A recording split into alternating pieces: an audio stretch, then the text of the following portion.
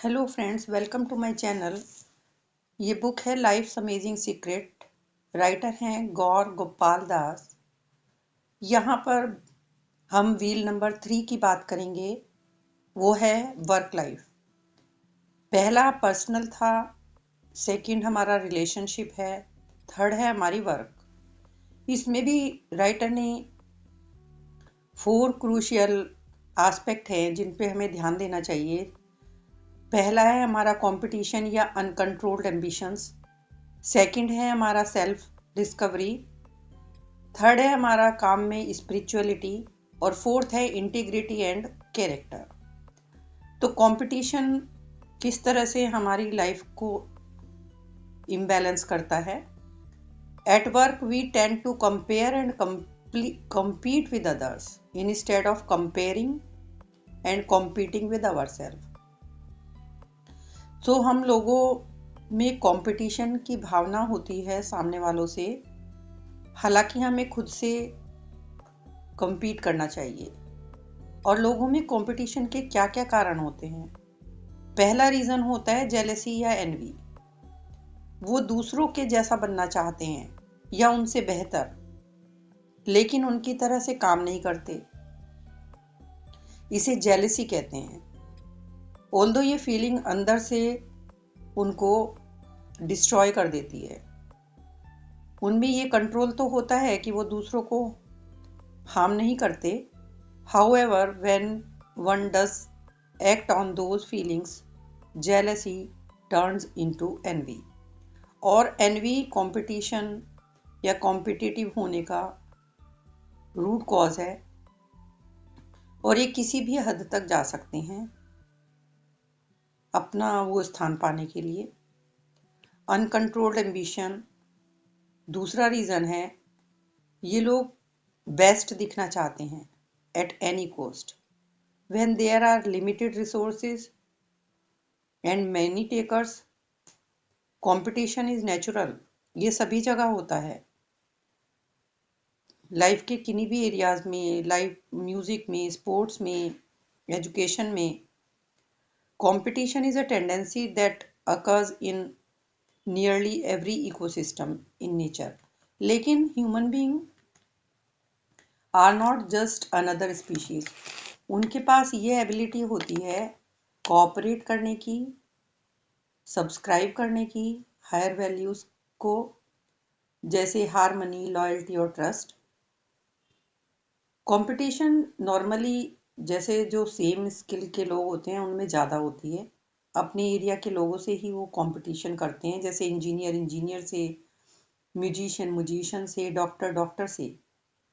Sports में भी कुछ प्लेयर्स डर्टी ट्रिक्स प्ले करके अपनी रेपुटेशन को ख़राब कर लेते हैं। इवन अपना करियर भी वो इस शॉर्ट टर्म गेन के लिए ख़राब कर देते हैं। यही बिजनेस में होता है। कंपनीज मार्केट को कैप्चर करने के लिए स्कैंडल करती हैं। Competition is driven by share ambition. लेकिन एम्बिशन कभी भी एथिक्स और मॉरल्स को गिराकर नहीं करना चाहिए। इससे वो ग्रीड में कन्वर्ट हो जाता है। इसमें पॉलिटिक्स में भी काफ़ी कंपटीशन होता है और इसमें अनएथिकल कंपटीशन होता है। मॉन्क बताते हैं कि कंपटीशन करना बुरा नहीं है यदि तुम ग्रो करना चाहते हो, लेकिन सिर्फ हेल्दी कंपटीशन होना चाहिए। The only difference is whom are you competing with. Close mindset वाले लोग दूसरों को गिराकर खुद ग्रो करना चाहते हैं, और ओपन माइंड वाले लोग खुद को डेवलप करके ग्रो करते हैं। वो जानते हैं कि उनका कंपटीशन सिर्फ अपने आप से है। हर रोज अपना बेटर वर्जन बनने की ट्राई करते रहो। वो एक स्टोरी बताते हैं कि एक बार एक लड़का कथक सीखने जाता है जो बार बार गिर जाता है। तो वो टीचर से पूछता है कि वो कब अच्छा डांसर बन पाएगा, जैसे कि और स्टूडेंट्स हैं। तो टीचर ने रिप्लाई किया कि जब तक तुम दूसरे स्टूडेंट्स को देखना बंद नहीं करोगे। यानी डांस प्रैक्टिस के टाइम तुम्हारा कंपटीशन खुद से है, दूसरों से नहीं। तुम्हारा जो येस्टरडे है वो आज बेटर बनाना होगा, और जो आज है वो कल बेहतर हो जाएगा आने वाले कल में। हैरी मॉन्क से पूछता है कि क्या हमें दूसरों से कंपेयर करना ही नहीं चाहिए। तो मॉन्क कहते हैं हमें पॉजिटिव एटीट्यूड कंपेयर करना चाहिए कि मैं भी उस जैसा हार्ड वर्किंग बनूं, like that. This is how an open minded person thinks. दूसरी है वर्क लाइफ को बैलेंस करने के लिए self discovery. To find your purpose in life you must go on a journey of self discovery. Harry monk से पूछते हैं कि सेल्फ इम्प्रूवमेंट और कंपटीशन विद वन सेल्फ के लिए कौन से ऐसे की एलिमेंट होने चाहिए। तो मॉन्क कहते हैं it is the understanding who you are. आप खुद से तभी कॉम्पीट कर सकते हैं जब आपको अपना पोटेंशियल और कैपेसिटी पता हो और अपनी लिमिटेशंस भी पता हो। हमारी क्या टेंडेंसी है कि हम क्या लाइक करते हैं, क्या डिसलाइक करते हैं, हम फ्यूचर में क्या पाना चाहते हैं। This process of inquiry begins our journey of self discovery. Monk एक सिंबॉलिक फैक्ट रिवील करते हैं। जैसे हम किसी को भी गिफ्ट देते हैं तो उसमें उसको किसी फैंसी पेपर में लपेट कर देते हैं, रिबन वगैरह लगा कर देते हैं। हम कभी भी किसी को डायरेक्ट गिफ्ट हाथ में नहीं पकड़ाते, हमेशा उसको सुंदर सा रैप करके देते हैं। इससे देने वाले को भी एक्साइटमेंट रहता है और लेने वाले में भी बहुत जॉय और एक्साइटमेंट रहता है। इसी तरह से everyone has been gifted with special talent and skills. सभी लोगों के पास कुछ ना कुछ इंडिविजुअली अपनी यूनिक क्वालिटीज होती है। यदि भगवान हमारे टैलेंट हमको सीधे ही बता देता, रिवील कर देता जिस दिन हम पैदा हुए थे, तो कोई भी एक्साइटमेंट नहीं होता हमारी जर्नी का। गॉड ने हमारे टैलेंट, स्किल्स और पोटेंशियल को कवर करके दिया है so that we have the chance to discover it. और इस प्रोसेस में कि हम अपनी लाइफ में क्या करना चाहते हैं, हमको सेंस ऑफ सेटिस्फेक्शन मिलेगा। Self discovery one time event नहीं है, ये एक ऑन गोइंग इवोल्यूशन है। And as life goes on we discover how much we are capable of achieving. कभी कभी बर्थडे पार्टीज में एक गेम खेला जाता है, pass the parcel. The game is centred around a price wrapped up in a large number of gift wrappers. उसके ऊपर बहुत सारी गिफ्ट की को रैप करके लेयर्स लगा देते हैं। म्यूजिक प्ले होता रहता है और पास द पार्सल होता है। लोग जैसे ही म्यूजिक स्टॉप होता है तो जिस पर्सन के हाथ में वो पार्सल होता है वो उसको खोलता है और उसमें से उसको एक छोटा प्राइज मिलता है। और इसी तरह से ये प्रोसेस चलता रहता है, स्मॉल प्राइजेस मिलते रहते हैं। लास्ट में जो लास्ट वाला प्राइज है वो अनरैप करते हैं। इसी तरह से हमको मल्टीपल लेयर्स अनरैप करनी होती हैं before we can actually discover our true potential. हमको अपना ट्रू पोटेंशियल निकालना है अपने अंदर से। The more layers we start to uncover, हमको अपनी लेयर्स के बीच बीच में छोटे छोटे गिफ्ट मिलते रहते हैं that were hidden within us, जो हमारे ही अंदर थे। हमको हैप्पीनेस के जो गिफ्ट मिलते हैं और एक्सपीरियंस करने की वेट नहीं करनी है until all the layers are taken off, and the layers जो गिफ्ट के रूप में हैं हमारा ट्रू पोटेंशियल हमें दिखाएंगी। हमारी जो पूरी जर्नी है लाइफ की वो बहुत एक्साइटिंग होती है और ये हमें बहुत डीप सेटिस्फेक्शन देती है। मॉन्क कहानी सुनाते हैं कि वो एक गुजराती फैमिली में डिनर के लिए इनवाइटेड थे। वो कपल वर्किंग था, काफ़ी बिजी रहते थे, बट वो स्पिरिचुअलिटी और अपने बेटे के लिए टाइम रखते थे। 10th ग्रेड के उनके बेटे ने एग्जाम दिए थे और वो कॉमर्स लेने की सोच रहा था। वैसे तो उसके मार्क्स बहुत अच्छे आए थे 90s में, बट वो कन्वेंशनल सब्जेक्ट ना लेकर, I mean science, medicine, engineering को अपना करियर ना बनाकर उसको कुक बनना पसंद था। सो जो लोग वो काम करते हैं जो उनको करना पसंद है, तो उनकी लाइफ में कोई स्ट्रेस नहीं होता। If you do what do love you will never have to work a day in your life। लेकिन लोग एक्चुअल में वो करते रहते हैं जो उन्हें बिल्कुल भी पसंद नहीं है, day in and day out. वो जैसे उसका बेटा था, उस बिजनेसमैन का। हमको लाइफ का कुछ पर्पस ढूंढना चाहिए जो हमें लॉन्गर हैप्पीनेस देता है।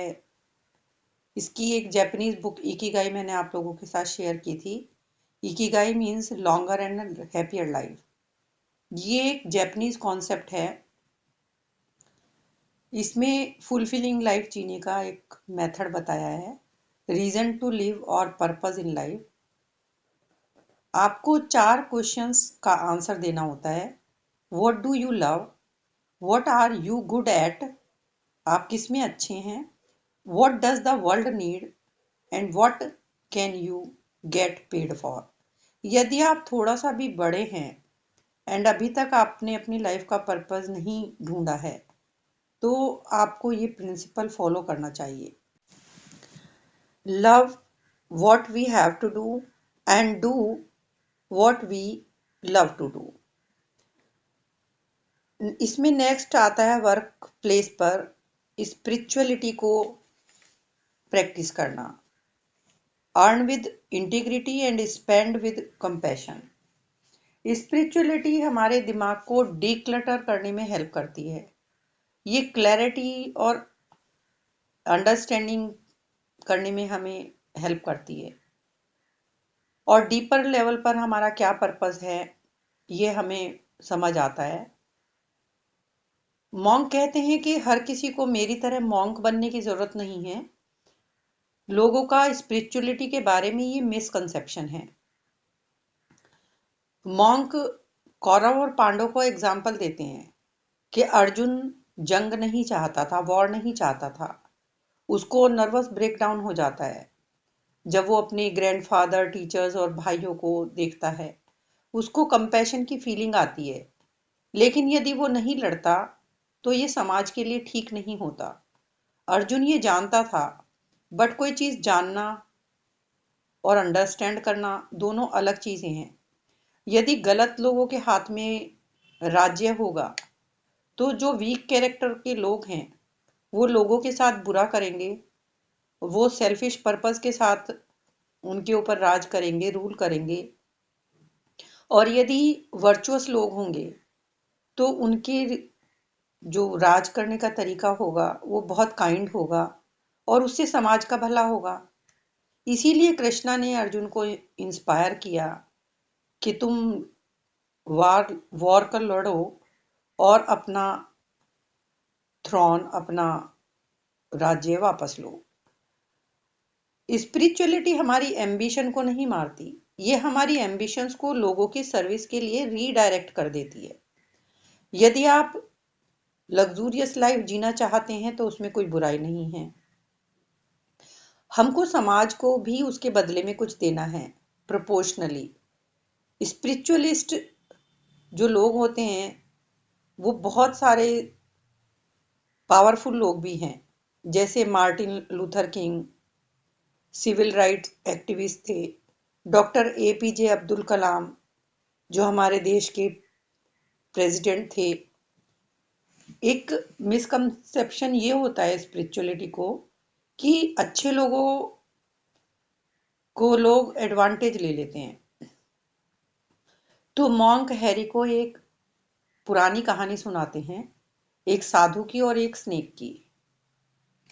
स्नेक्स से इंडिया में लोग डरते भी हैं और वहीं उनकी पूजा भी की जाती है।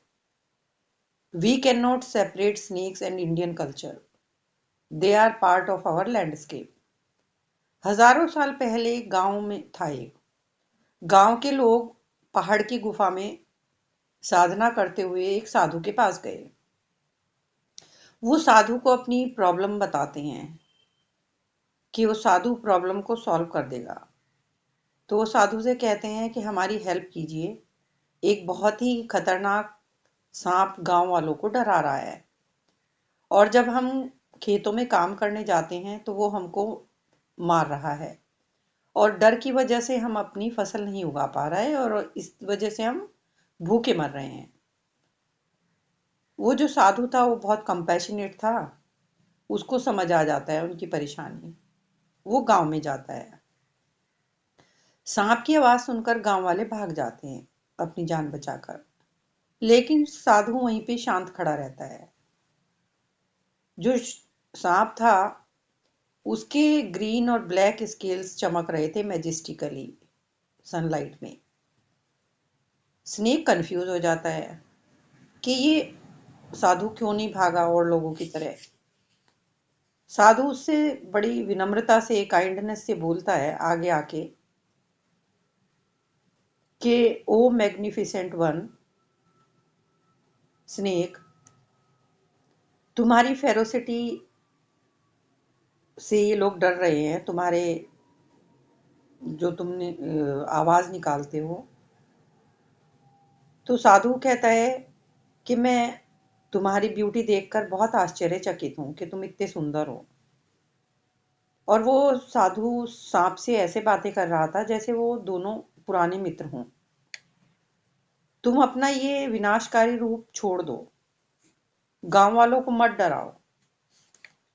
अब साधु की बातों का स्नेक के ऊपर बहुत अच्छा असर हुआ।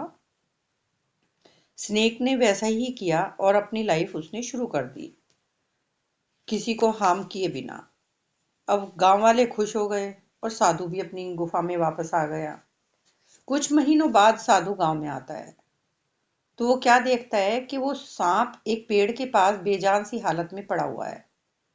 उसके जो स्केल्स थे जो इतने सुंदर थे वो भी गिर गए हैं और वो इंजर्ड है। साधु कहता है my dear friend, what happen to you. तो स्नेक उन्हें जवाब देता है कि मुझे अच्छाई का ये फल मिला, मैंने अपने जो डराने वाला व्यवहार था उसको छोड़ दिया और जैसा तुमने बोला मैंने वैसा किया। मैंने उनको अटैक करना छोड़ दिया। बस देखो, ये लोग मुझे पत्थर मारते हैं, छड़ी से पीटते हैं, बच्चे मुझे परेशान करते हैं और देखो फिर भी मैंने अपना प्रॉमिस पूरा किया। तो साधु ने कहा कि तुमने वो किया जो मैंने तुमको कहा था, बट तुम मेरी जो मैंने तुम्हें ज्ञान दिया था उसको नहीं समझ पाए पूरी तरह से। मैंने तुमको सिर्फ काटने के लिए मना किया था, but I said nothing about stopping your ferocious his that could deter people for miles on and. जो तुम आवाज निकालते थे उससे लोग तुमसे डर डर के दूर रहते थे। नाउ द स्नेक अंडरस्टूड कि उसको क्या करना चाहिए था। The villagers trembled as the hissing sound return to the area like a bad dream. और विलेजर्स और जो सांप था उसके बाद एक साथ सेफली वहां रहने लगे।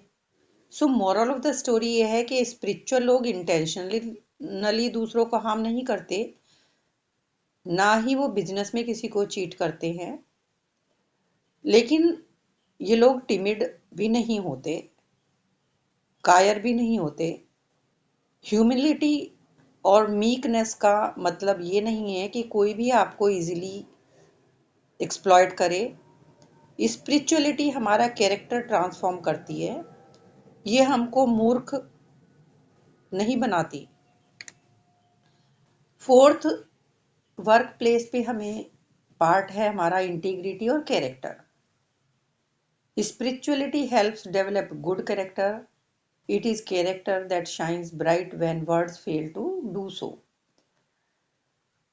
Live your life in such a way that those who know you but don't know God will come to know God because they know you. तो ये कैरेक्टर की पावर है। हैरी कहता है कि लोगों को क्या चीजें करनी चाहिए, तो मॉन्क उसको आंसर करते हैं, लोगों के काम ज्यादा बोलते हैं, रादर वो क्या कहते हैं उनके मुकाबले में। हम उन लोगों से जो अच्छा काम करते हैं उनसे ज्यादा इंस्पायर होते हैं, रादर जो बोलते रहते हैं उनसे नहीं। तो जो कैरेक्टर और इंटीग्रिटी है, यानी सदाचार, वो बहुत इम्पॉर्टेंट है। यहाँ पर मॉन्क उनको एक कहानी बताते हैं कि एक बार जगन्नाथ रथ यात्रा जो पुरी में निकलती है, उसी तरह की रथ यात्रा को मुंबई में भी प्लान किया गया। जब स्वामी जगन्नाथ की यात्रा सड़कों से होके जा रही थी, तो जो कार्ट का व्हील था वो एक्सीडेंटली वहां पर खड़ी हुई एक सिल्वर मर्सिडीज से टकरा गया और उसमें डेंट पड़ गया। हालांकि वो किसी ने देखा नहीं, ना ही किसी ने नोटिस किया। 2 दिन बाद एक आदमी आता है रथ यात्रा के स्पॉन्सर ऑफिस में और कहता है कि अगले साल वो इस रथ यात्रा को स्पॉन्सर करेगा। वो इसका रीजन बताता है कि उसकी मर्सिडीज पर डेंट पड़ गया था रथ यात्रा से, और वो काफी गुस्से में था कि इस एरिया में ये सब डैमेज होते रहते हैं। बट तभी मैंने नोट किया कि मेरी कार के ऊपर एक नोट लगा हुआ है। उस पे क्या लिखा था नोट पे कि इस सुंदर कार के जो मालिक हैं उसको मेरी तरफ से सॉरी, क्योंकि जगन्नाथ की रथ यात्रा के दौरान ये एक्सीडेंटली मुझसे हिट हुई। मैंने यहाँ पर काफ़ी देर तक वेट किया कार के ओनर के आने का, ताकि मैं इस डेंट को ठीक करा सकूं या उनको पैसा दे सकूं या पर्सनली सॉरी बोल सकूं। We are so sorry for the inconvenience, और ये मेरा नंबर और फोन एड्रेस है, please get in touch with us temple authorities. तो उस आदमी ने कहा कि मैं इस ऑनेस्टी से बहुत हैरान हूं, मैं इस डेंट को खुद भी ठीक करा सकता था, मेरे पास बहुत पैसा है, लेकिन ये स्पिरिचुअलिटी मेरे दिल को छू गई है। तो इस तरह की स्पिरिचुअलिटी का साहस होना चाहिए। Philosophy without good character is of little value.